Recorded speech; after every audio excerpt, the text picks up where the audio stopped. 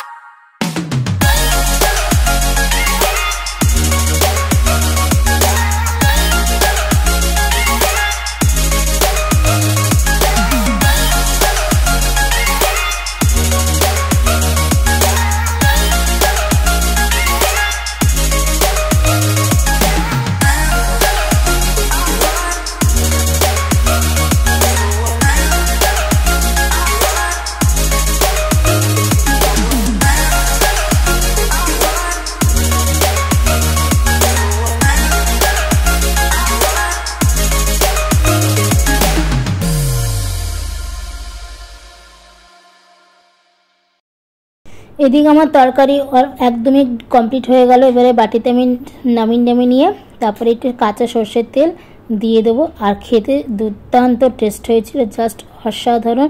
অবশ্যই তোমরা কিন্তু ট্রাই করো, মা দিদিমারা সবাই ট্রাই করো, দিদিরা দেখবে দারুণ টেস্ট হয় খেতে। এতে তোমরা 1 থালা ভাত খেয়ে নিতে পারবে। তাই চলো আজকের মতন এইটুকুই আমার ছিল রান্নাবান্না। কেমন লাগলো প্লিজ কমেন্ট বক্সে কমেন্ট করো, লাইক করো, সাবস্ক্রাইব করো অবশ্যই, আর আমার পাশে থেকো। তাই চলো সবাইকে আজকের মতন টাটা। সবাই ভালো থাকবেন, সুস্থ থাকবেন, আর লাইফটাকে এনজয় করো। তাই চলো সবাইকে টাটা।